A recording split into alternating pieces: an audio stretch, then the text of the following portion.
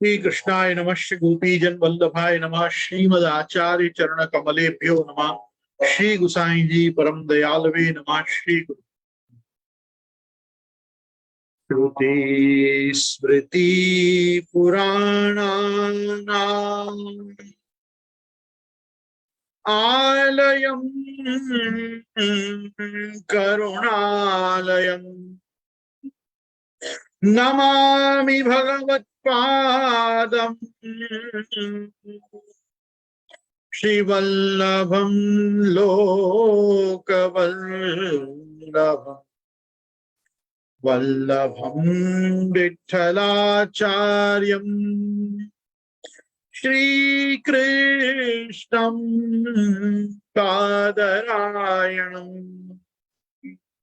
सूत्रभाष्यकृतौ वन्दे भगवन्तव पुनः पुनः वल्लभाचार्य दिव्याज्ञा प्रतिवासर उज्ज्वला दिगंत व्यापिनी भूया साहि लोकहितैषिणी सर्वदेश दशाकाले अव्याहत पराक्रमा वल्लभाचार्य दिव्याज्ञा वर्धताम् अभिवर्धताम्। नत्वा श्री वल्लभाचार्यान् पुष्टिमार्गोपदेशकान् विठ्ठलेशान् गुरुन् स्तौमि बालकृष्ण मम प्रभुन्।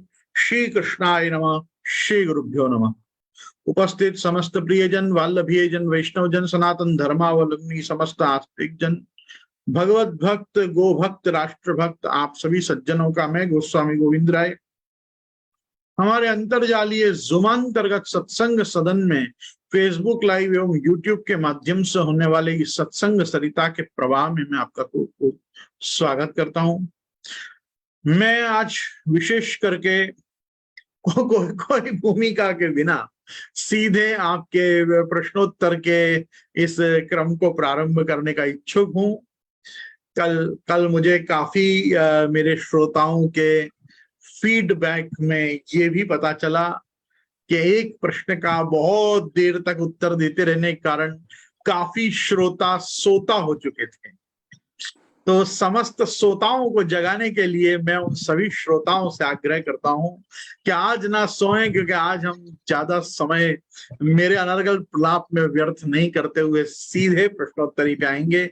हमारे देखो बाल बोधनी पाठशाला के हमारे टीचर भी तैयार हैं, गीता बेन, तो वो आज का हमारा प्रश्न रखेंगे। और हमारे साथ एक वैष्णव भी हैं अमृतसर के, जिनका ये प्रश्न है। अब मैं समझता हूँ आगे अब उनके तरफ का प्रश्न है। तो हाँ गीता बेन, आप कुछ कह रहे थे, आप जरूर अपना प्रश्न बोलिए। प्रणाम प्रभु। आपसे की आज्ञा अनुसार जैसे हमारा दूसरा प्रश्न है वो अमृतसर के वैष्णव का है, जो हमारे वापी स्टडी क्लास के वैष्णव है। उनका प्रश्न है प्रभु, ग्रहण मोक्ष के पश्चात स्नान करके झारी और बंटा खासा करने के पश्चात फिर से स्नान करना होता है क्या? और इसमें एक और प्रश्न साथ में है प्रभु, वो भी पढ़ लूं मैं कि उसको बाद में लेंगे। हाँ, नहीं बोलो। यज्ञ पत्नियां, पुलिंदिनिया, गोपीजन और कुमारिका, इन सब का एक ही स्वरूप है या अलग अलग? तो अभी हमारे पास दो प्रश्न खड़े हैं इस समय। पहला प्रश्न सेवा संबंधी है और दूसरा प्रश्न जो है वो लीला सृष्टि के स्वरूप संबंधी। तो हम पहले सेवा संबंधी प्रश्न को डील करेंगे। और प्रश्न ऐसा है कि ग्रहण मोक्ष के पश्चात स्नान करके झारी और बंटा खासा करने के पश्चात फिर से स्नान करना होता है क्या? देखो ऐसा है, सेवा का जो क्रम ग्रहण के समय पे बंधा हुआ है, जो पूर्वाचार्यों के समय से अद्यावधि हम पुष्टिमार्गीय मंदिरों में जिसको हम हवेलियां कहते हैं, जिनको हम सीधी सीधी भाषा में कहें तो आपके सबों के गुरु घर, आप सबों के गुरु घर, आप सबों के गुरुकुल। इनमें जो पद्धति है वो पद्धति ऐसी है कि भगवत संबंधी जितने भी पात्र होते हैं, विशेष करके झारी बंटा और भी अन्यान्य जितनी भी तबकड़ी और ठाकुर जी के सब जो झारी भरने के डोया पर्यंत, मथनी पर्यंत सब चीज, ये हर वस्तु ग्रहण काल शुरू होने के पहले ही 10 मिनट पूर्व, 5-10 मिनट पूर्व, आज के परिप्रेक्ष्य में हम कहें तो कि ग्रहण लगने से जब कुछ समय ही बाकी हो तो वेद काल, क्योंकि वेद तो 12 घंटा पहले से लग चुका होता है, तो वेद काल में जितनी भी वस्तुओं का प्रभु उपयोग करते हैं वो सब भगवान के प्रभु पुष्टि पुरुषोत्तम प्रभु श्री गोवर्धन धर के उपयोग में आने वाली वो समस्त वस्तुओं को तो पहले ही हटा लिया जाता है। पहले ही हटा के उनको कोरा करके, मतलब उनको खासा करके, उनको कोरा करके रखा जाता है। ग्रहण के बाद, ग्रहण मोक्ष के बाद, सूर्य और चंद्र का जब मोक्ष हो जाता है ग्रहण से, तब जब हम स्नान करके यज्ञोपवीत और कंठी बदल के जब हम स्वयं सेवा में आते हैं, तब तो हम आके सीधे कोरे मुखवस्त्र, कोरे अंगवस्त्र, कोरे झारी जी के नेवरा, कोरी सब चीजों का उपयोग करते हैं। और पहले ही जब झारी की टोटी टोटी पर्यंत से और ठाकुर जी के आचमनी और आचमन की तस्तरी, ये सब चीजों को हम पहले ही कोरा करके रख चुके होते हैं ग्रहण लगने से पहले ही। और हम कोरे कोरे पात्रों को ही उठा के पुनश्च एक बार बस खासा करके और हर चीज का उपयोग करते हैं। स्वच्छ जल, शुद्ध जल, नवीन जल, यहां तक कि अगर आपके पास ऋतु अनुसार, जैसे अभी इन दिनों में तो ठाकुर जी में मट्टी का हांडा ही चलता है, जो ठाकुर जी के झारी जी भरने की मथनी होती है, जिसको हम मथनी कहते हैं। ये झारी जी भरने का जो हांडा होता है, मथनी होती है, वो मृत्तिका की, माटी की ही होती है। केवल शीतकाल के 4 महीना, मतलब आप यूं समझिए कि कार्तिक के बाद पोष और बाद में माघ, फागुन और चैत्र, ये 3 महीना विशेष, आधा कार्तिक और आधा चैत्र, ये दो आधे आधे मिला के ये 4 महीना ही ठाकुर जी आप जो हैं, क्योंकि पोष, माघ और फागुन, ये 3 महीना तो आप बाकायदा हंडा से ही, मंदिरों में तो चांदी के बड़े बड़े हांडा होते हैं, मान लो चांदी का हांडा नहीं हो तो बड़ा स्टील का हांडा, तो ठाकुर जी ये 4 मास, मतलब आधा कार्तिक, मार्गशीर्ष, पोष, माघ और फागुन, इनमें 4 महीना में ठाकुर जी धातुमय मथनी में, धातुमय हांडा में से ही जल रूप, ठाकुर जी 8 महीना ही मृत्तिका के बने हुए मटकी में से, एकदम सामान्य भाषा में कहें तो मटकी, तो मट्टी की मटकी में से ठाकुर जी आप 8 महीना रोकते हैं, 4 महीना आप उसमें से रोकते हैं धातुमय हंडाओं में से। ठीक है, तो अगर किसी के पास देश काल परिस्थिति के हिसाब से ग्रहण के पहले उसको नई मथनी न भी मिली हो, तो उतने 2-4 दिन जब तक उसको वो वापस बाजार से क्रय करके लाए और नई मथनी लाके कोरी हांडा मथनी नहीं रखे, तब तक 2-3 दिन वो धातुमय पात्र में भी ठाकुर जी का जल भर के झारी भर सकता है।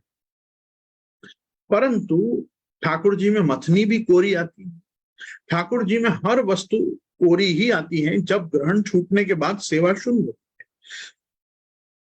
प्राचीन काल से अद्यावत लाल साज और बिना सफेदी की गादी पे ही ठाकुर जी ग्रहण काल निकालते। ग्रहण काल में किसी भी पदार्थ पे, किसी भी गादी, तकिया आदि पे सफेदी नहीं होती, सफेदी भी धोने एक खासा करने डाल दी जाती।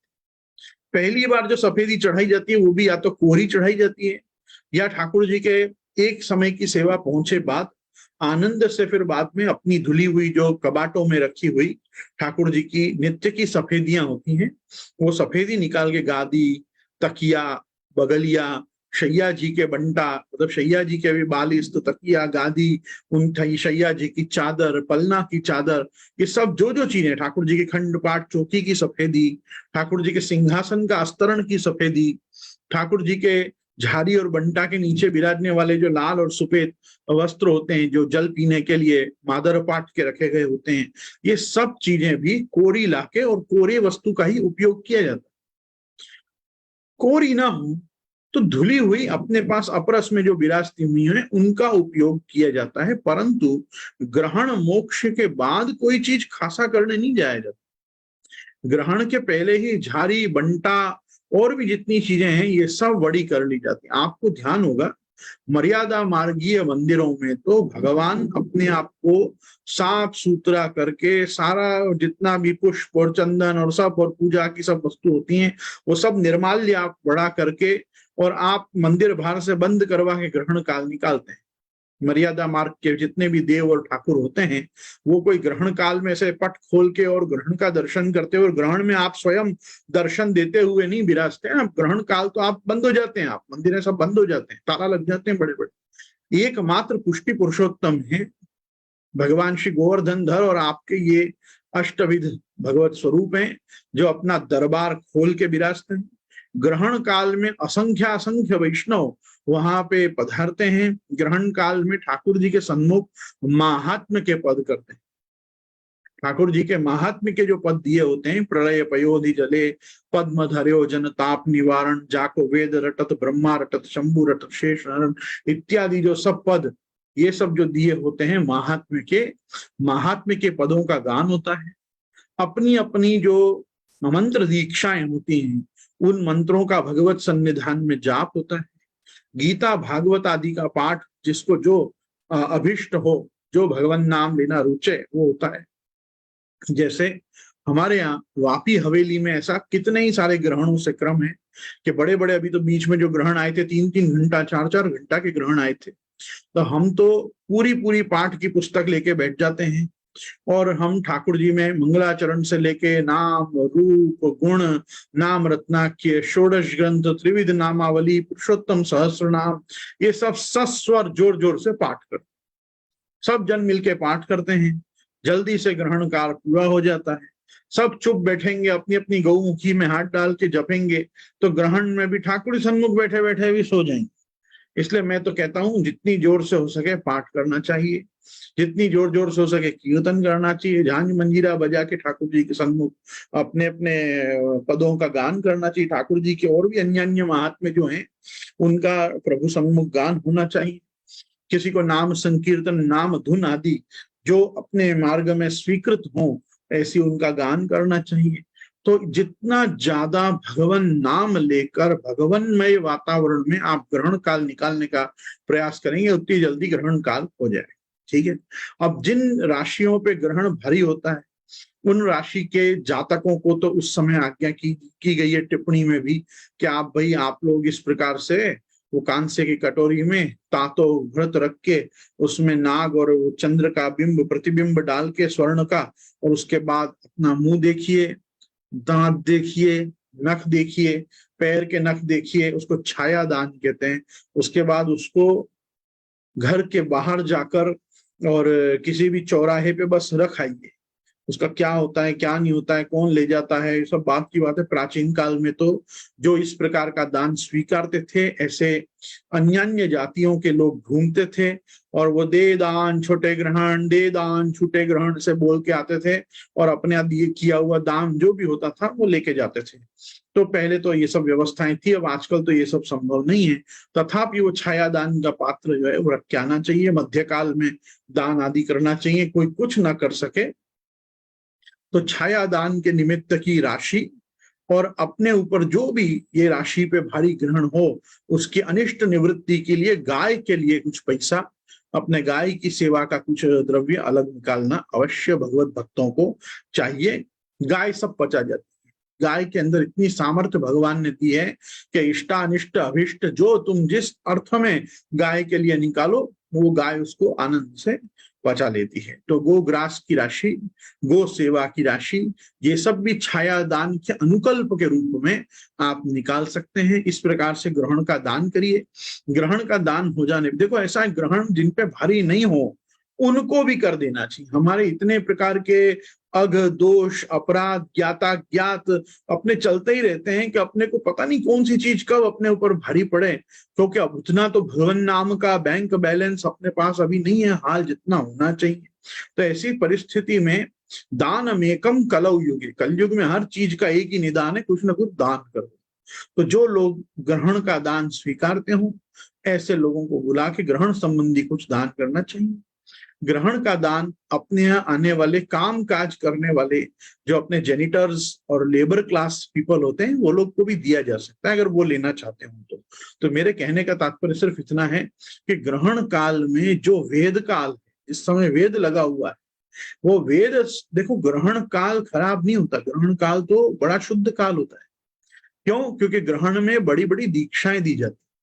हम सब वल्लभ कुलोद्भव आचार्य बालकों को गोपाल मंत्र की दीक्षा तो विशेष करके ग्रहण में ही दी जाती। उसमें भी सूर्य ग्रहण प्रशस्त है, सूर्य ग्रहण न आए तो चंद्र ग्रहण पे भी वो दीक्षा ली जा सकती। तो चंद्र ग्रहण हो अथवा सूर्य ग्रहण हो, गोपाल मंत्रादि उत्तम आगमोक्त तंत्रोक्त औपनिषदिक मंत्रों की दीक्षा ग्रहण काल में क्यों दी जाती है? क्योंकि ग्रहण काल भी एक प्रकार से पवित्र काल है। ये पवित्र काल क्यों है? ये पवित्र काल इसलिए है कि इसमें मुहूर्त देखने की आवश्यकता इसलिए नहीं पड़ती क्योंकि इस समय सूर्य और चंद्र का प्रकाश मंद पड़ जाने से नक्षत्र अस्त होते हैं, और जब नक्षत्र अस्त होते हैं तो नक्षत्रों का प्रभाव मानुषी जीवन पे, मनुष्य पे उतना नहीं पड़ता जितना हम नक्षत्रों के प्रभाव को समझे हैं। मतलब हमारे जो ऋषि महर्षि आर्ष वैदिक परंपरा में आने वाले मनीषी लोग, जो ज्योतिष दैवज्ञ गणितज्ञ लोग जो इन प्रभावों को समझे हैं, वो ये समझे हैं कि इस समय पे नक्षत्र अस्त हैं, तारागण अस्त हैं, सूर्य चंद्र की जो गति तो नहीं पन्हा, उनका जो प्रकाश है, जो उनका दैदीप्यमान ओज है, वो इस समय पे मंद पड़ा हुआ है। तो ऐसी परिस्थिति में आप इतना कर सकते हैं कि आप उस काल को पवित्र जानिए। अच्छा, मैं आपको एक चीज और बताना चाहूंगा जो लोग भूल जाते हैं। लोगों को लगता है आजकल तो कोई कुछ ही नहीं मानता, लेकिन जो मानते हैं, जो इन सब चीजों में श्रद्धा रखते हैं, हम तो उन्हीं लोगों के लिए ये बातें बता रहे हैं। तो आप सब ध्यान से सुनिए, ग्रहण छूटने के बाद नहाना जितना जरूरी है उतना ही ग्रहण लगने के पहले नहाना भी जरूरी है। ग्रहण लगने से 10 मिनट पूर्व अपन नहाए धोए हुए होने चाहिए। ग्रहण लगने के समय भी अपन एक धार मार के, हमारे यहाँ एक बार माथे से स्नान करने को धार मारना कहते हैं, कि एक धार लगा के आओ भाई, एक बार जल का पूरा स्पर्श अपने देह को हो जाए, ऐसे आप नहा लो। हमारे यहाँ तो कहते हैं जल शूर ब्राह्मण और रण शूर क्षत्रिय। जितना रण में शूरवीर क्षत्रिय होता है उतना ही बार बार नहाने के लिए शूरवीर ब्राह्मण होता है। तो जो ब्राह्मण मुझे सुन रहे हैं, उन ब्राह्मणों को तो ब्राह्मणत्व के रक्षण के लिए भी 2 बार स्नान करना चाहिए। ग्रहण लगने से पहले भी नहाना चाहिए और ग्रहण छूटने के बाद भी नहाना चाहिए। अगर किसी को सर्दी खांसी निमोनिया टाइफाइड जुकाम कुछ भी हो रहा हो तो भी उसको भले वो माथे पे पानी न डाले, पर कम से कम मुख से लेकर और चरण पर्यंत उसको एक बार तो ग्रहण पहले भी नहाना चाहिए। और ग्रहण बाद तो सचैल स्नान करना चाहिए। हमने जितने कपड़े पहन रखे हों उतने कपड़ों के साथ नहाना चाहिए और वो कपड़े अपने साथ भिगो के उनको निचोड़ कर ही बाहर निकलना चाहिए। ये प्राचीन शास्त्र विधि इस प्रकार, प्राचीन गतिविधि इस प्रकार की जीवनचर्या में निर्माण की गई है कि ग्रहण छूटे बाद, अच्छा ग्रहण छूटे बाद भी मुक्त सूर्य और मुक्त चंद्र का दर्शन करने जाना चाहिए। पहले मुक्त सूर्य को देखो, आप जितनी देर देख सको उतनी देर देखो, आंखों में कैंसर ना हो जाए इतनी देर मत देखो, पर देखो। पर एक बार मुक्त सूर्य का दर्शन करना, एक बार मुक्त चंद्र का दर्शन करना, इनके बाद स्नान करने जाना, उनको नमस्कार करके सूर्य चंद्र आदि को। ये चक्षो सूर्यो अजाए, तो भगवान के ही नेत्र हैं ये सूर्य और चंद्र जो हैं, और उसमें भी चंद्रमा मनसो जाता, भगवान का मन है ये चंद्रमा, और भगवान के चक्षु हैं ये सूर्य नारायण। तो ये आदित्य जो हैं इनका अपने को मुक्त होने के बाद एक बार दर्शन करने जाना चाहिए। दर्शन करके और फिर अपरस करने जाना चाहिए। अचानक इसकी गति मान देखो। हाँ, तो इस प्रकार से ये पद्धति अपने को बताई गई है। तो मेरा कहने का तात्पर्य है कि ग्रहण लगने के पहले ही हम जब स्नान करने जाते हैं उसके पहले हमारे भगवत संबंधी सभी कार्य और आगामी तैयारियां पूरी हो चुकी होनी चाहिए। इसलिए ये झारी बंटा आदि का कोई प्रश्न ही नहीं उठता कि स्नान करना पश्चात फिर से स्नान करना होता है क्या। फिर से स्नान नहीं करना होता है, आपको तो ये सब करके कोरे करके रखने के बाद और उसके बाद स्नान करना है। स्नान करके ग्रहण काल निकालना है, ग्रहण काल निकाले बाद फिर से स्नान करना है। ग्रहण काल में भी दर्भ की पवित्री, दर्भ की वह कुशा घास अपने माथा में या चोटी में बांध के, अपने हाथों में डाबे हाथ में रख के और जमने हाथ से जप आदि या पाठ आदि सब चीज करना है। तो ये दर्भ आदि लेके अपने को बैठना होता है। और उसके बाद जब ग्रहण छूटता है तो ग्रहण छूटने के बाद ये सारे दर्भ कुशा आदि ये भी छुआ जाते हैं, इन सबको लेकर और फिर नहाने जाया जाता है। इन सबको इन विसर्जित करके, कम से कम विसर्जन की कोई व्यवस्था नहीं हो तो अपने घर के डस्टबिन में डाल के, गार्बेज बैग में डाल के आज के युगानुसार आपको फिर नहाने जाना है। और नहाकर यज्ञोपवीत और कंठी को बदलकर चरणामृत लेकर तिलक ऊर्ध्व पुंड्र तिलक करके भगवत प्रसादी कुमकुम से तिलक करके और फिर भगवत सेवा में जाना है। अब भगवत सेवा में जाने के बाद देखो क्या होता है, कितने ही लोग ऐसा समझते हैं कि ठाकुर जी इस समय ग्रहण वाले, तो ग्रहण वाले ठाकुर जी को ऐसा रेशमी वस्त्र से पकड़ के और स्नान की चौकी पे, स्नान के पीढ़ा पे पधराते हैं और फिर बाद में स्नान कराते हैं। और स्नान करे बाद समझते हैं कि अब ठाकुर जी शुद्ध हुए। देखो ठाकुर जी तो शुद्ध ही हैं, ठाकुर जी ग्रहण का स्नान नहीं नहाए ना तो भी शुद्ध है। ये अपनी एक देह धर्मत्वात वेद मर्यादा के अनुसार अपने ये क्रम रखा गया है, तो ठाकुर जी को तो सीधा सीधा पकड़ना चाहिए। अब मैं आपसे पूछूं, समझो कि किसी ने रेशमी रुमाल पहनकर और ठाकुर जी को ऐसे छुआ, पधराया चौकी पे और उसके बाद स्नान कराया, तो जो ग्रहण स्नान किया हुआ जल निकला उसको तो बाद में खुद को ही फेंकना पड़ेगा ना, उसका आप क्या करोगे। ग्रहण स्नान का चरणामृत भी नहीं लिया जाता है। ग्रहण स्नान के बाद जो जल निकलता है उसको तो सीधा सीधा अपने घर के पनाले में, अपने बसीन में छोड़ दिया जाता है, उसका कुछ नहीं हो, कोई चरणामृत नहीं है। तो मेरे कहने का तात्पर्य ये है, आप सब लोग ध्यान से समझिए कि ठाकुर जी को तो हमको सीधा जाके स्पर्श करना है, क्योंकि ठाकुर जी पहले ही कोरी गादी पे, आप मखमल की गादी पे आप विराज रहे हैं, लाल गादी पे, लाल ही वस्त्र धरे हुए हैं, लाल ही पाग या टोपी धरे हुए हैं। तो ग्रहण काल में आपको वो सब चीज बड़ी करके, तिलक कंठा बड़े करके ठाकुर जी को स्नान करा रहे हैं। स्नान कराने के बाद प्रभु को विराजवाना है और उसके बाद जो आगे का क्रम हो, जब भाई श्रृंगार करना है, आगे की सेवा का मंडान जो पहुंचना है वो करना है। अब दूसरी बात, ग्रहण काल बाद जब आप सेवा को वापस शुरू करते हो तो समय की कोई मर्यादा नहीं रहती है। जैसे जैसे जो जो सामग्री सिद्ध होती जाती हैं वो भोग आती जाती हैं। बस इतना है कि ये टोटल कार्यक्रम में, ये ग्रहण रूपी टोटल कार्यक्रम में प्रभु को जो परिश्रम पहुंचा है उसके परिश्रम की एक सीरा की कटोरी अवश्य भोग धरी जाती है। जिनके यहाँ सखड़ी भोग का क्रम न हो उनको भी फलार में राजगरा का सीरा या जो भी प्रकार से उनको सीरा दूध घर में अथवा फलार में सिद्ध करना आता हो, वो प्रकार का सीरा करके परिश्रम भोग की कटोरी रखनी है। और प्रभु को जो परिश्रम भोग धरा जाता है वो सीधे गोग्रास में निकाल दिया जाता है। अब जैसे कोई घर में ठाकुर जी नित्य ही सीरा आरोपते हैं तो उसको दो भाग में वो सीरा को भोग धरना है। एक भाग को नित्य का प्रसाद मानना है सरे बाद, और एक को गोग्रास में परिश्रम भोग मान के उसको उसका निवारण करना, उसको गोग्रास में पधरा देना है। कहने का मेरा तात्पर्य ठाकुर जी बहु देर थी भूख्या छे, ठाकुर जी ने भूख लागी हसे, जल नथी पीधु प्रभुए, आरोग्य नथी, ऐसा भावला वेड़ा ग्रहण काल में करने की कोई आवश्यकता नहीं है। जब लोग आएंगे खासा होके, शुद्ध होके, मथनी छनेगी, झारी पे नए नेवरा चढ़ेंगे, झारी भराएगी, ठाकुर जी के खुद के ग्रहण स्नान हो चुके होंगे, तब ठाकुर जी नए झारी और बीड़ा और बंटा और सवर होंगे। जब तक प्रभु स्वयं आप ग्रहण स्नान नहीं करेंगे, प्रभु भी कोई वस्तु आपकी धरी हुई भी नहीं आरोगेंगे। इसलिए कुछ आरोगाने की जल्दी नहीं करनी चाहिए।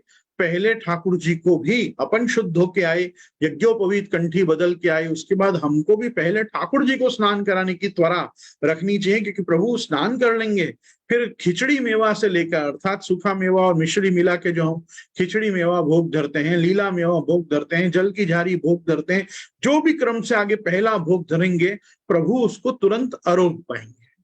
तो इसलिए ठाकुर जी को कोई भी पदार्थ को आरोगने में सक्षम बनाने के लिए आपको पहले प्रभु को ग्रहण स्नान करा देना है। तो इसलिए ये प्रश्न ही ऐसा है कि पहले नाना बाद में नाना क्या है।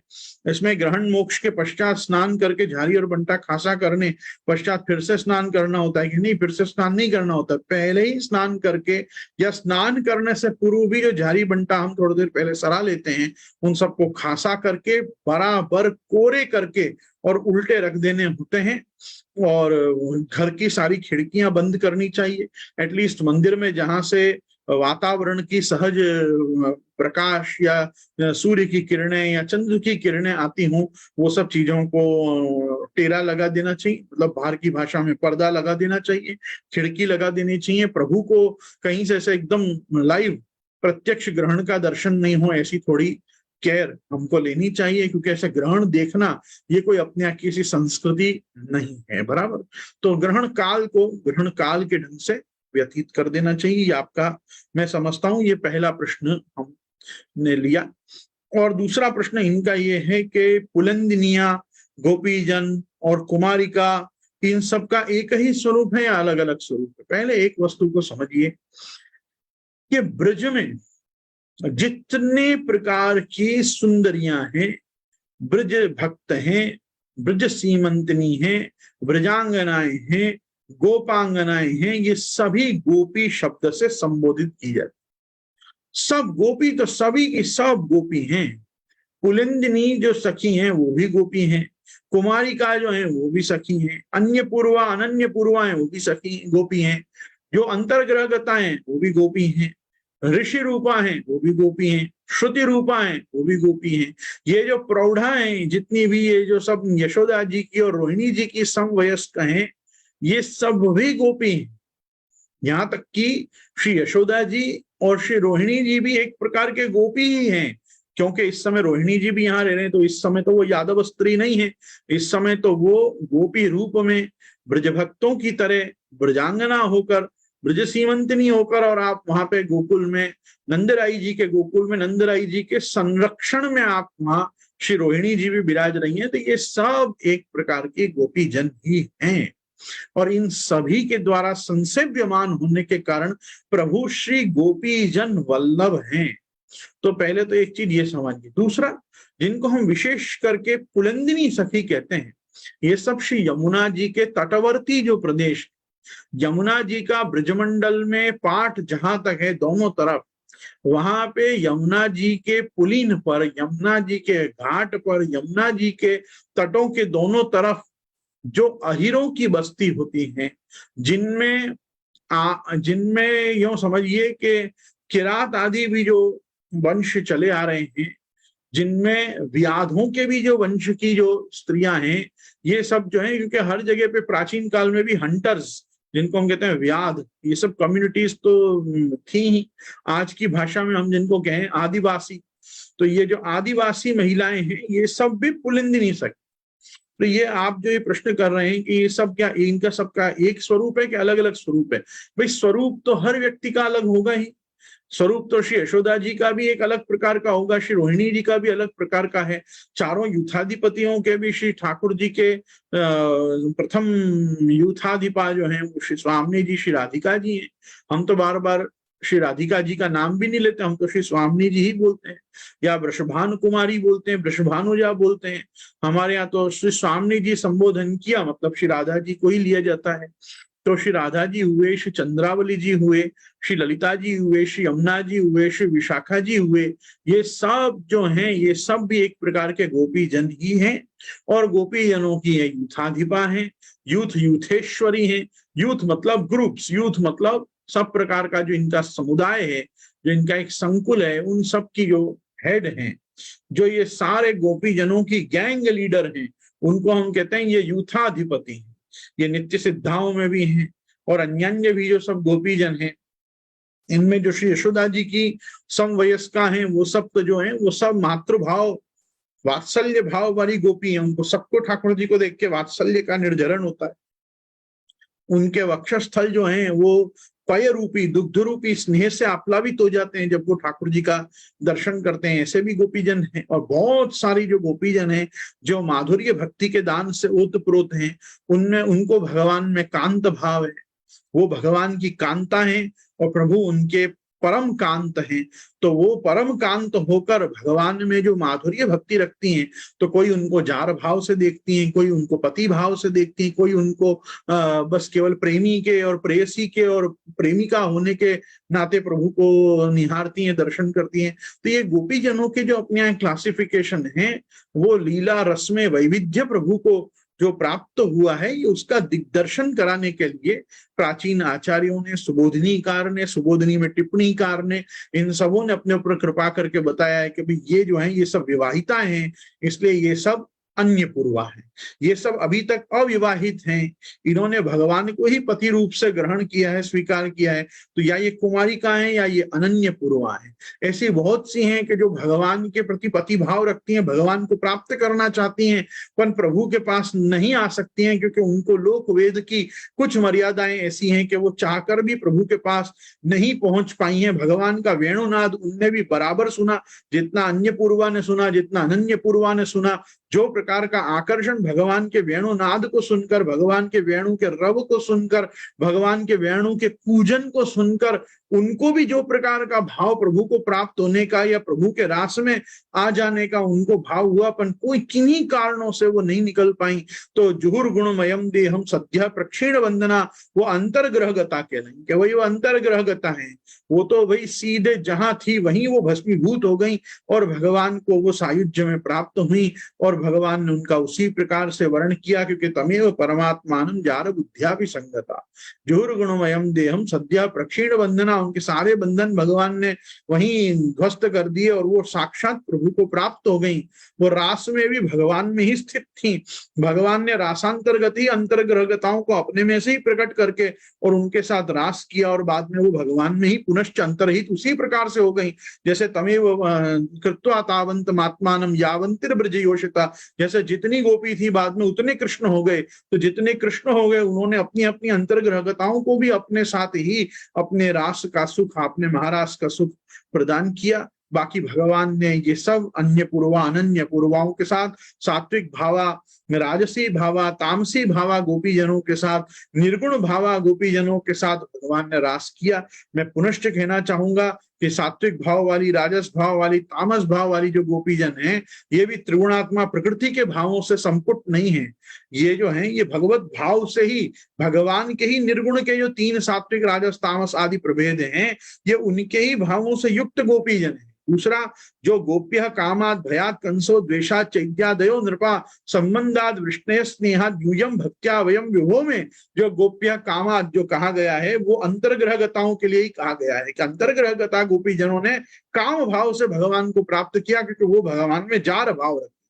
जार भाव का सीधा सीधा अर्थ, शाब्दिक आदि भौतिक अर्थ होता है कि जो भगवान को अपना प्लेबॉय मानती थी, जो भगवान को अपना एक कासानोवा के तरह देखती थी, ऐसी जो थी वो अंतर्ग्रहगता थी वो। लेकिन उनमें उनको इतना अहोभाव क्यों दिया गया है, उनको इतना पूज्य क्यों बताया गया है? क्योंकि उनको जो जार भाव भगवान में था, ये फुल कॉन्फिडेंस के साथ था, ये पूरे एक फोकस के साथ था कि हमारा जिसके प्रति जार भाव है वो साक्षात परमात्मा। वो केवल नंदराई जी का छोकरा नहीं है, वो केवल नंदात्मज नहीं है, वो केवल यशोदानंदन नहीं है जिसके प्रति हम ऐसा भाव रख रही हैं। तमेव परमात्मानं जार बुद्ध्यापि संगता, उनकी परमात्मा बुद्धि भगवान में बनी हुई थी कि हम भगवान की प्रेमिकाएं हैं, ये भगवान हमारे प्रेमी हैं और ये हमारे प्रति ऐसा भाव रखते हैं, हम भी इनके प्रति ऐसा भाव रखते हैं।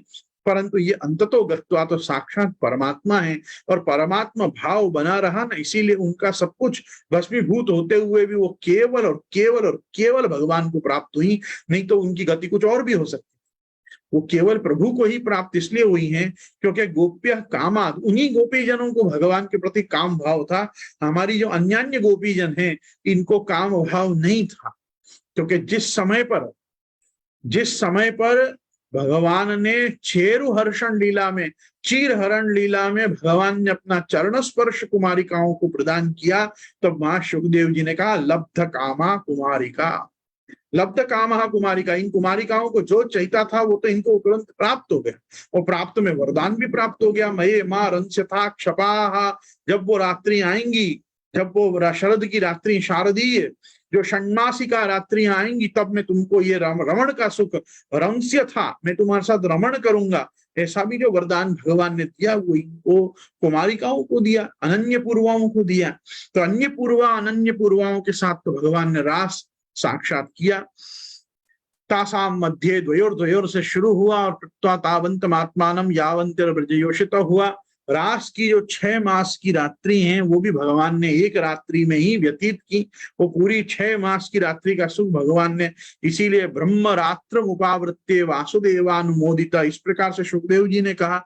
अंततो गत्वा सुखदेव जी ने रास पंचाध्यायी में आज्ञा कर दी, मनोरथांतम श्रुतयो यथायु। तो भाई ये सब श्रुतियों का जो मनोरथ था कि भगवान जिनका हम गुणगान न जाने कितने कल्प मनवंतर और युगादि से कर रही हैं, ये हमको कब प्राप्त होंगे और हमको इनका अनुभव कब।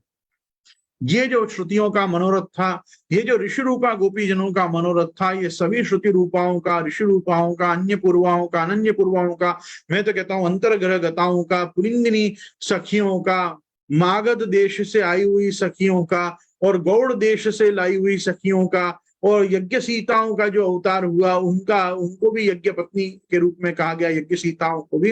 ये भी सब अन्यन गर्गार गर्ग संहिता आदि के, माधुर्य खंड आदि के सभी सब वर्णन है।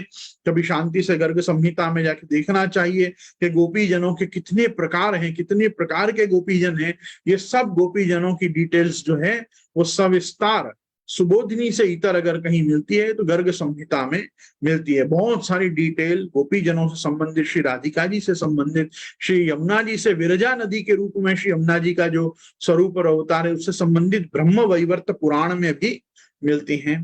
तो ब्रह्म वैवर्त पुराण हुआ, साम रहस्योपनिषद नाम के, साम रहस्य नाम के उपनिषद हुए, साम वेद की कुछ बृहत और रथंतर की श्रुतियां हुई।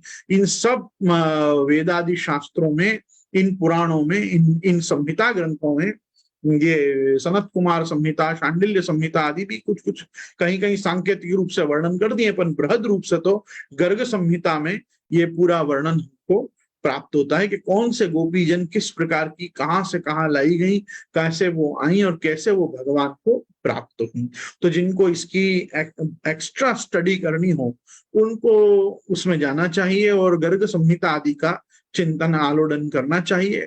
तो रास पंचाध्यायी की श्री सुबोधिनी जी देखनी चाहिए, उसकी टिप्पणी भी देखनी चाहिए, उससे भी हमारी दृष्टि को बहुत प्रकाश मिलता है। लेकिन एक चीज मैं इस प्रश्न के उत्तर के समापन में कहना चाहूंगा कि जो विशेष करके श्रुति रूपा गोपीजन है, ये श्रुति रूपा गोपीजनों के लिए तो ब्रह्मांड पुराण में ब्रह्मा जी का और नारद जी का एक संवाद, और नारद जी जो हैं ये यही रास के दर्शन करके और रास में इनके अधिकार और इनको जो भगवत सेवा के अंतर्गत रास आदि जो लीला का सुख प्राप्त हुआ, इनका आश्चर्य करते हुए नारद जी भी विमोहित होकर एक समय ब्रह्मा जी के पास जाते हैं और ब्रह्मा जी को जाके पूछते हैं कि ये ऐसा क्या सौभाग्य है गोपी जनों का, ये ब्रज सुंदरियों का, कि ये इस प्रकार से ठाकुर जी के साथ इसे रमण करती हैं और भगवान भी इनके लिए इस प्रकार से, मतलब आप समझिए कि आत्मा रामश्च मुनयः, जो भगवान स्वयं आत्मा राम है, वो आत्मा रामोप्यरिरमत,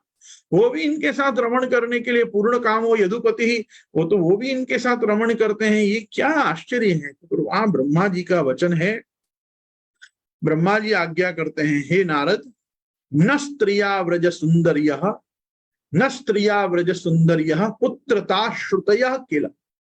ये कोई सामान्य व्रज सुंदरी नहीं है, ये साक्षात श्रुति है। ये सब श्रुति ही जो है, ये वेद की ऋचाएं हैं, ये वेद की श्रुतियां हैं जो इस समय गोपी रूपा होकर और ये अवतरित हुई हैं।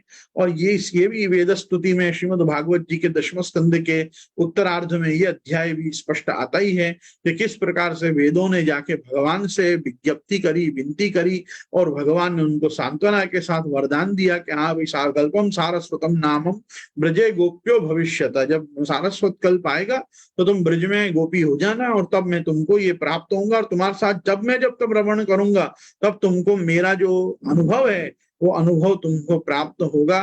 तो भाई ऐसा है कि ये अनुभव तो भगवान ने रास पंचाध्यायी में इतना तगड़ा कराया है कि रास पंचाध्यायी की सुबोधिनी में श्री महाप्रभु जी आप कारिका लिखते हैं, ततः शब्दात्मिका लीला निर्दुष्टा सा निरूप्यते वायभ्यांतर भेदेना आंतरस्तु महाफलम। और फिर आप आज्ञा करते आंतरस्तु महाफलम के बाद आप कहेंगे आत्मना प्रथमा लीला मनसा तु ततः परा वाक् प्राणेस्तु तृतीयास्तु इंद्रियस्तु ततः परा शारीरी पंचमी वाच्य ततो रूपम प्रतिष्ठितम। भगवान ने आत्मना मनसा वाक् प्राण इंद्रिय और बाद में रूप, ये 5 प्रकार से पंचधा रमण करके और रास पंचाध्यायी में अपने आत्मा से, मन से, वाक् प्राण से, इंद्रियों से और रूप, इन 5 पदार्थों से भगवान ने अपने अलौकिक आदि दैविक नित्य सिद्ध भगवान ने इन पदार्थों से भगवान के निरवधि सच्चिदानंद घन परमात्मा पूर्ण पुरुषोत्तम पुष्टि पुरुषोत्तम भगवान श्री कृष्ण ने अपने पूर्णानंद का दान इन गोपी जनों को किया। और यह गोपी जन इस प्रकार से सुफल मनोरथ हुई। तो इस चीज का वर्णन और इस चीज का आनंद मानते हुए साक्षात ब्रह्मा जी कहते हैं न स्त्रिया व्रज सुंदर्य पुत्रता श्रुतय किल नाहम शिवश्च श्रीश्च शेषच ताभि समाकुचित। नाहम मतलब मैं ब्रह्मा, शिव जी, शेष जी, लक्ष्मी जी, हम में से कोई भी इन गोपी जनों के समान नहीं है बेटा। हे नारद तू समझ ले कि नाहम शिवश्च शेषच श्रीश्च ताभि समाकचित 60 वर्ष सहस्त्राणि मया त्यक्तम तपः पुरा तथापि न मया प्राप्तम तासाम वही पादरेण वा। मैंने ब्रह्मा के 60,000 वर्ष तपस्या की है तो भी मैंने अब तक गोपी जनों के चरण रेणु को प्राप्त नहीं किया, चरण धूलि को गोपी जनों के अब तक मैंने प्राप्त नहीं किया। तो हम में से किसी की भी गोपी जन के साथ समानता तो न मेरी हो सकती है, न रुद्र भगवान की हो सकती है, न शेष भगवान की हो सकती है, न लक्ष्मी जी की हो सकती है। हमारी कोई की भी समानता इनके साथ, हमारा इनका कोई कॉम्पिटिशन ही नहीं है बेटा। तुम ये बात समझ के चलो कि तथापि न मया प्राप्तम तासाम वही पादरेणवा। मैं तो गोपी जनों की चरण धूलि प्राप्त ही नहीं करी अभी तक। और मैं तो आपको एक चीज बताना चाहता हूं इस समय, देखो उद्धव जी ने तो ये चरण धूलि बार बार मांगी ही। आसाम हो चरण रेणु जुषाम महस्याम वृंदावने किमपि गुल्मलतौषधीनाम यादुस्तजम स्वजनमार्य पतंच हित्वा भेजुर मुकुंद पदवीम श्रुतिभिर्विमृज्ञाम। ये सब तो उनके वचन है ही, पर छल्ले भी भगवान मतलब भगवान के प्रिय सखा उद्धव जी ने गोपी जनों की जो स्तुति की, वो गोपी जनों की स्तुति देखो श्रीमद् भागवत में गोपी जनों की भक्ति को सराहा तो सभी ने, गोपी जनों की भक्ति को सराहा तो नारद सनकादि आदि सभी लोगों ने। भाई महात्म्य में भी पद्म पुराण के श्रीमद् भागवत महात्म्य में भी कह दिया हरिर्हिर साध्यते भक्त्या प्रमाणम तत्र गोपिका। हरि को, भगवान श्री कृष्ण को केवल भक्ति से ही साधा जा सकता है और इसमें प्रमाण तो केवल गोपी जन है। प्रमाणम तत्र गोपिका, गोपी जनों का प्रमाण है कि गोपी जनों ने कैसे अपने सर्वभाव संयुक्तों के सर्वदा सर्वभावेन भजनीय ब्रजाधिप होके और उन्होंने अपना ये धर्मानुष्ठान किया, उन्होंने अपना ये कर्मानुष्ठान किया कि स्वस्यायमेव धर्मो ही भी भगवान को बनाया और कर्माप्येकम तस्य देवस्य सेवा भी भगवान को बताया। सुखदेव जी जैसे परमहंसों ने गोपी जनों की स्तुति में कह दिया कि तन मनस्का तदालापा तद विचेष्टा तदात्मिका तद गुणानेव गायन्त्यो नात्मागारणी सस्मरु। ये भ्रमर गीत के प्रसंग में उद्धव जी को बुलाकर भगवान श्री कृष्ण ने स्वयं आपने आज्ञा कर दी मन मनस्का मदालापा मद विचेष्टा मदात्मिका मद गुणानेव गायन्त्यो नात्मागारणी सस्मरु।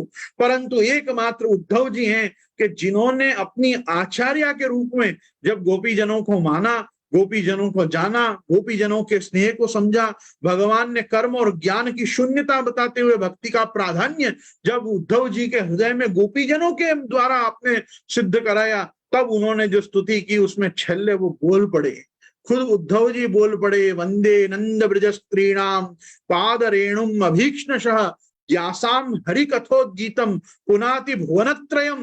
अरे भाई मैं तो ये नंद राय जी और नंद राय जी के पूरे ब्रज में जितनी स्त्रियां हैं इन सबकी चरण धूलि मांगता हूँ, चरण धूलि बार बार अपने माथे पे लगाना चाहता हूँ। वंदे नंद ब्रज स्त्रीणाम पाद रेणुम अभीक्ष्णशः, मैं तो हर समय चाहता हूं कि इनकी चरण धूलि मुझे मिले, क्योंकि यासाम हरि कथोद्गीतम, इनके द्वारा जो हरि के का जो उद्गीत, इनके द्वारा गाए हुए जो गीत हैं इनके द्वारा गाई हुई जो कृष्ण लीला है, कृष्ण लीला प्रगायन्तो निन्दुर्दुःखेन वासरान, इन्होंने जो वेणु गीत गाया, इन्होंने जो गोपी गीत गाया, इन्होंने जो युगल गीत गाया, श्री स्वामी जी ने जो भ्रमर गीत गाया, अरे यासाम हरि कथोद्गीतम। उद्गीत कौन होता है? उद्गीत का अर्थ ही होता है कि जो उद्गाता के मुख से निकले। उद्गाता कौन होता है? जो साम वेद की ऋचाओं का यज्ञ में पारायण करता है, जो साम वेद के स्तोम और सूक्तों का पाठ करता है, उसको उद्गाता बोलते हैं। साम वेद के लिए भगवान खुद कहते हैं कि भाई वेदा नाम साम वेदोस्मि। तो जो साम वेद को जानता हो, जो साम वेद को गाता हो, जिसकी वाणी बृहत और रथंतर श्रुतियों के रूप में केवल साम वेद का गान करती हो, जो सब साथ में मिलकर भगवान का गान करती हो, वो भी साम वेद है। तो जो सांगोपांग इस भगवान के स्वरूप को जानकर, मानकर, अनुभव में लाकर और भगवान की विमल कीर्ति को जो गा रही हैं, ऐसे यासाम हरि कथोद्गीतम, उद्गीतम यासाम हरि कथोद्गीतम पुनाति भुवनत्रयम, ये पूरे त्रिलोकी को पवित्र कर रही है। भगवान की जो विमल कीर्ति है, जो भगवान का यश है, जो गोपीजनों के द्वारा गाया गया है, उससे हमारी ये पूरी त्रिलोकी, भूमि आकाश पाताल पवित्र हो रहे हैं। तो ये भूमि आकाश पाताल और कोई नहीं है। भूमि है अपना देह, पाताल है अपना मन, और हमारा आकाश है हमारी बुद्धि। तो हमारी बुद्धि, हमारा मन और हमारा देह जिन गोपीजनों की भावना का अनुसरण करने पर, सेवा रीत प्रीत ब्रजजन की करने पर, जनहित जग जो श्री महाप्रभु जी ने प्रगटाई है, उसके अनुसार सेवा करने पर जो हमको सेवा की सिद्धि का संपादन करते हैं, ऐसे गोपी जनों को वो बार बार वंदन करते हैं, नमस्कार करते हैं। वो कहते हैं नहीं भाई एता परम तनुभृतो भुवि गोप वद्यो गोविंद एव निखिलात्मनि रूढ़ भाव। तो ये तो भाई गोपी जनों का जो सामर्थ्य है, गोपी जनों का जो महात्म्य है, गोपी जनों का जो स्वरूप है, गोपी जनों की जो शक्ति है आज भी, कि आज अपन ब्रजभक्तों की आड़ी से, ब्रजभक्तों की कहानी से जब अपन ठाकुर जी को कोई वस्तु भोग धरते हैं, श्वेत पदार्थ होता है तो वो चंद्रावली जी की आड़ी का हो जाता है, केसर मिश्रित पदार्थ होता है तो श्री स्वामी जी की आड़ी का हो जाता है, तरल पदार्थ होता है तो श्री यमुना जी की आड़ी का हो जाता है, सूखा पदार्थ होता है तो वो श्री ललिता जी की आड़ी का हो जाता है, कोई भी प्रकार का दूध होता है तो वो स्नेह का स्वरूप हो जाता है, कोई प्रकार की सखड़ी होती है तो वो पूर्ण स्नेह का स्वरूप हो जाता है। ये किसका स्नेह और किसका पूर्ण स्नेह है भाई? ये दूध की और सखड़ी की सामर्थ्य नहीं है, ये गोपी जनों की सामर्थ्य है कि भगवान के उपयोग के लायक वस्तु को बना दी देती है। अपने कौन से हर समय के भोग में तुलसी पधराई जाती है बताओ? कभी नहीं होता है। राजभोग और उत्सव भोग के सिवाय तो तुलसी जी पधराई नहीं जाती। मंगल भोग में कोई तुलसी नहीं पधराता। कोई चक्रमादित्य हो तो बात और है, हमारे जैसे विक्रमादित्य तो नहीं पधराते हैं। श्रृंगार भोग में नहीं आती, गोपी वल्लभ में नहीं आती, उत्थापन भोग में नहीं आती, संध्या आरती के भोग में नहीं आती, शयन आरती में तुलसी जी नहीं आती। बिना तुलसी जी के ठाकुर जी तो मर्यादा मार्ग में कोई वस्तु को ग्रहण नहीं करते। हर वस्तु में तुलसी पत्र पधराओ तब जाके नारायण विष्णु कोई चीज लेने में समर्थ हो पाते हैं या प्रसन्न होते हैं कि तब जाके लेते हैं। हमारे ठाकुर जी तो खाली इतना बोलो कि यशोदा जी की आड़ी सुधरे है, लपक के खा लेता है। क्यों खा लेता भैया? क्योंकि उनका नाम ही इतना काम कर जाता है कि जैसे हमारे जीवन में जो काम भगवान का नाम करता है, भगवान के जीवन में गोपी जनों का नाम वो काम करता है कि बस प्रभु का नाम लिया अपने कार्य होने शुरू हो गए। वैसे गोपी जनों का नाम लिया प्रभु का कार्य शुरू हो जाता। भाई सुबह आप पहुंचे, ठाकुर जी जगाए, ठाकुर जी उठे कहां से? श्री स्वामिनी जी के निकुंज में पौड़े थे रात्रि को, और जगते हैं कहां पे? श्री यशोदा जी के नंदालय में आप जग जाते। यशोदा जी के नंदालय में जग के यशोदा जी के पास विराज के और आप माखन मिश्री और दूध और दही और सब मंगल भोग आरोग के भग जाते हैं भगवान। तो श्रृंगार समय पे श्रृंगार करा के और फिर कोई भी गोपी के घर आटा फेरा किया, किसी के भी गोपी के घर में घुसे, वहां जो गोपी के घर की रसोई थी उसमें जाके प्रभु ने आरोग लिया, वो गोपी वल्लभ हो गया। भाई गोपी वल्लभ तो वास्तव में ठाकुर जी है, भोग का नाम थोड़ी है। गोपी को वल्लभ, गोपी को प्रिय कौन है? कृष्ण है। कृष्ण आ गया, गोपी ने कहा अरे लाला तू आयो, ले मैंने आज ये बनायो है, ले अरोग। और प्रभु ने जो अरोगा वो गोपी वल्लभ हो गया। फिर प्रभु खेलते खेलते ठाकुर जी नंदराई जी को, यशोदा जी को दिखे, और नंदराई यशोदा जी ने पकड़ के गया, अभी इधर आओ, दूध पी के जाओ, ग्वाल का समय, अभी खेलने जाओगे तो भूखे पेट क्यों जाते हो? अब नंदराई यशोदा जी को क्या मालूम है ये भरपेट अभी गोपी के यहाँ खा के आए, टकाटक चकाचक उसके घर की जो रसोई थी चट्ट हो गई है एकदम व्यवस्थित। पर फिर भी तुमको लाल करियो है गैया, आन पतु की पातन की कर फिर ले है दो बलदाऊ भैया। तो पहले दूध पी आके, नंदराई जी यशोदा जी को एक ही चिंता है, भूखो मत डो और ब्रज में यहाँ आ जा, पहले दूध पी ले, अभी राजभोग में अवेर है। अभी राजभोग जब तैयार होगा तब बुलाएंगे, तब तक छोरा छापरान के साथ खेल, छोटी छोटी बछड़ी और छोटे छोटे बछड़ा चरा। तो वो सब समय पे क्या होता है, वो सब समय पे प्रभु दूध पीने आ जाते हैं। और दूध पीने के लिए भी क्या होता है, नंदराई जी को धमकी देनी पड़ती कि भाई ऐसा है, बाबा कहे पहले जो पीवे सो गोकुल को रैया। भाई तेरे को गादी चाहिए अगर नंदराई जी की गादी, तो फिर पहले दूध पीना पड़ेगा। भाई जो पहले दूध पिएगा उसको मैं आगे का नंदराई जी बना दूंगा। तो तब जाके भगवान यह सुन दौड़ भवन में आए, गोद बैठ प्यारो कुंवर कन्हैया, और इनको प्यावत बाबा बहुत सुख पैया। भाई बहुत सुख हो गया, ये ग्वाल हो गया। तो इसके बाद राजभोग आया। राजभोग क्योंकि वेदोपचार के क्रम में भी आता है। भाई ऐसा है, ठाकुर जी में बालोपचार होता है, ग्वालोपचार होता है, राजोपचार होता है, वेदोपचार। तो भाई बालोपचार ग्वालोपचार तो सुबह से चल ही रहा है, पर जिस समय राजभोग का समय आता है, राजभोग के समय पे अपन जो वस्तु भोग धरते हैं, वो जीव के सत्ता की सामग्री, सर्व प्रकार की सर्व सामग्री भगवान एक राजा के रूप में रोकते हैं। इसमें वो सामग्री भी होती है जो मंगल भोग के समय से आई होती है, जैसे दूध आदि, दूध दही और माखन मिश्री आदि सब भी।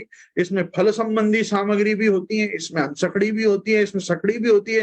प्रभु जो पूरे दिन में आरोगने वाले होते हैं, वो सकल सामग्री का भगवान आप उपयोग आप राजभोग में करते हैं। राजभोग क्योंकि वेदोपचार भी है, राजभोग राजोपचार भी है, बड़े बड़े यज्ञों में भगवान का राजोपचार पूजन होता है। तो ये राजोपचार के क्रम में आने के कारण इसमें तुलसी पत्र को पधराना, शंखोदक करना, धूप दीप करना, ये सब त्रैवर्णिकों में जिनको यज्ञोपवीत हो उनको बताया गया है। जिनको यज्ञोपवीत नहीं हो उनको सीधा सीधा तुलसी पत्र पधराओ। श्री महाप्रभु जी, श्री गुसाई जी, श्री जी, यशोदा जी की आड़ीसु, ब्रज भक्तन की आड़ीसु आरोग्यो प्रभु, बस इतना बोलो, प्रभु आरोग्य लग जाए। ऐसा है, यस्मादस्मिन् स्थितो यत् किमपि कथमपि क्वाप्युपाहर्तुमिच्छत् यद्धा तद् गोपिकेश स्ववदन कमले चारु हासे करो।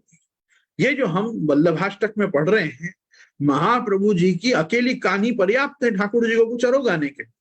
पर महाप्रभु जी ने जो पद्धति प्रकट करी है, वो गोपी जनों ने जो प्रकार से प्रभु को सारस्वत कल्प के द्वापर युग में लाड़ लड़ाया है, वो पद्धति के ऊपर श्री महाप्रभु जी ने बल दिया है।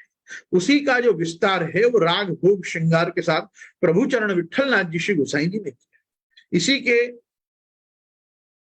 सेवा श्लोक और भाव भावना प्रभु चरण, ज्येष्ठ प्रभु चरण श्री गोपीनाथ जी ने बनाई, मतलब वो पद्य बनाए, वो श्लोक बनाए, और सेवा श्लोक इन सब का सृजन करके कौन से सेवा के क्रम में कौन से विज्ञप्ति बोल के कौन से समय की क्या अनुभावना करनी, अनुभावन करना कौन सी लीला का, तो इसको भाव भावना, स्वरूप भावना, सेवा भावना, लीला भावना के अनुरूप प्रभु चरण द्वय ने, मतलब श्री गोपीनाथ जी ने और श्री गोसाई जी ने इनको बिठाया। उसके बाद अपने 7 बालकों को दिया।